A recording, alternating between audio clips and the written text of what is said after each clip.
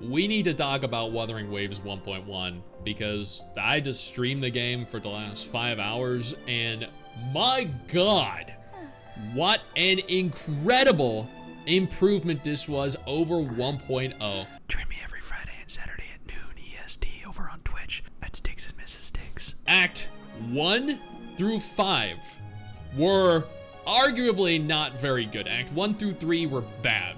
But understand, they were setting up the world, they were setting up the premise for the game. So I will give them some leniency here.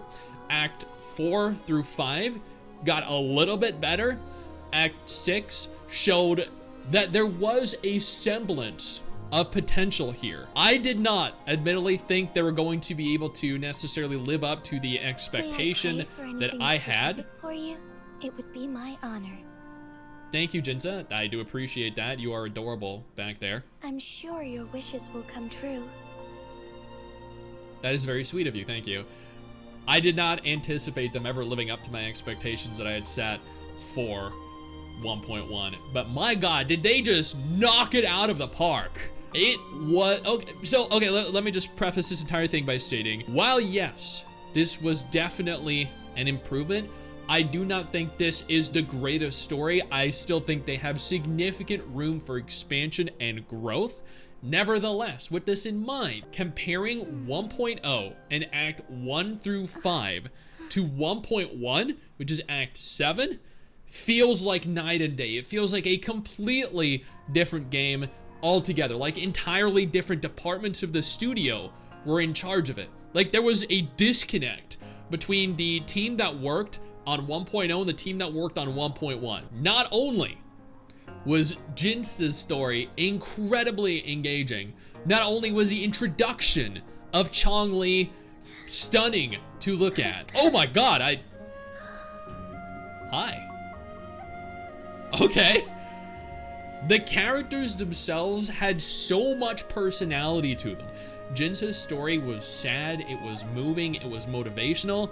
The introduction of Chong-Li, seeing her actually be kind of like a little bit of a mentor, but also being a compassionate character, and the badass cutscene that we got to see of her, the story itself was a contrast, a stark contrast between what was presented to us in 1.0 and what we have seen in 1.1. I do genuinely think that if they maintain the trajectory that they have for 1.1 into 1.2, 3, 4, etc., the story is only going to get considerably better.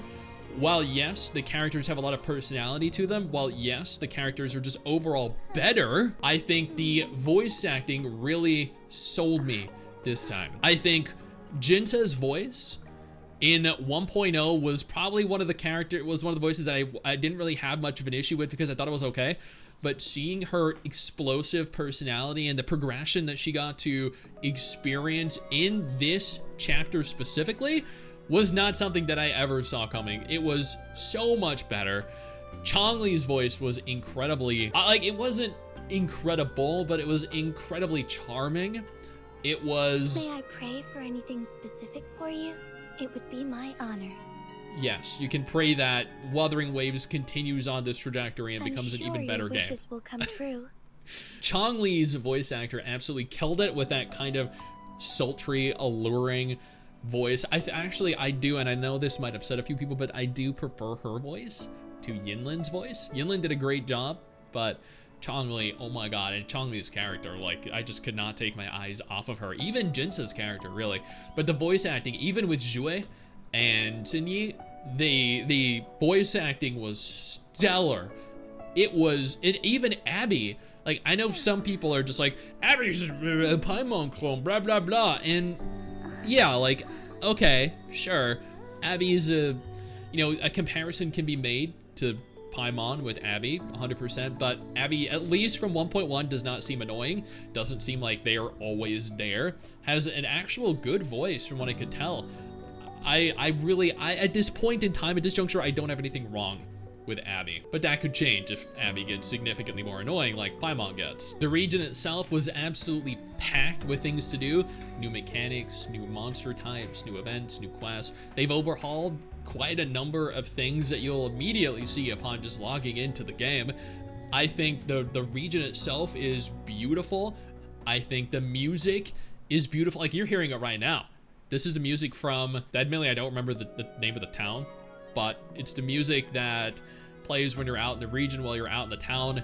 I don't think they actually brought Vanguard back yet, or maybe they're working on bringing Vanguard back, the people that did the music for Punishing Gray Raven, that did the music for the trailers and everything. But man, the music is considerably better than what we had in 1.0. I think everything, when you compare what we got in 1.0, which was, admittedly, yes, it was a full game, but it didn't necessarily feel like one. It felt like a bit of a prelude to the game.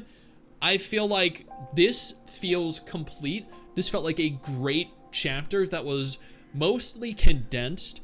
I feel like so much was explained, so much was elaborated on in terms of you, the rover, Jinsa's backstory, Chong-Li, Jue, Abby. So many characters that you're actually interested in from 1.0 play a pivotal role here.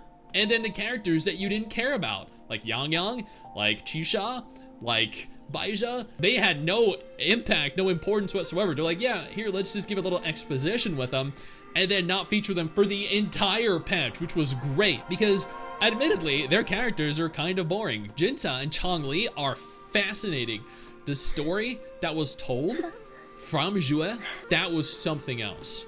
I genuinely think this was a great story told in a condensed, compact form that has been nothing but a benefit to the game, the future, the world that has been built thus far. Jinsa and Chong-Li's not only character models, not only voices, but their fighting style, their animations.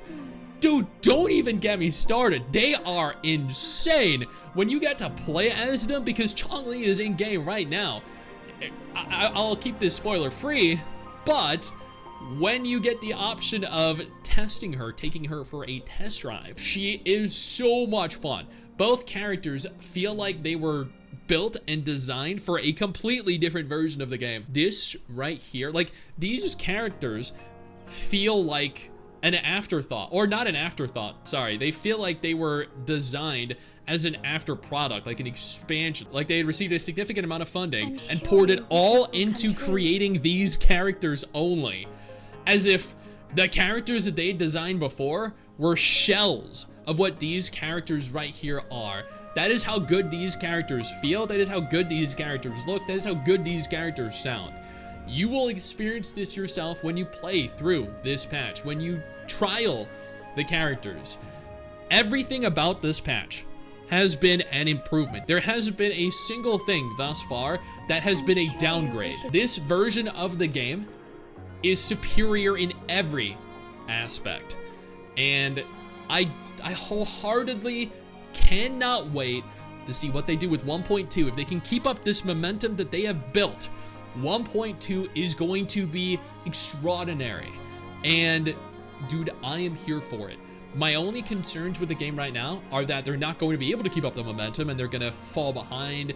The story is going to slow down. They're going to focus on characters that are less interesting. They're going to have Chisha or Yang Yang appear. I do also fear that they're not going to have a focus on male characters or introducing male characters because they want to prioritize revenue. And I think that is going to be a detriment to the game's overall success. I think it is imperative that they focus not only on female characters, but also male characters and also 4-star resonators as well. I think 1.1 had no 4-star resonators. I think 2 patches per update cycle, or 2 patches per version cycle, should have at least a 4-star character and at least a male. If you want to release 6 females and 2 males, that is a fine ratio. If you want to receive 6 5-star characters and 2 4-star characters, that is a fine ratio.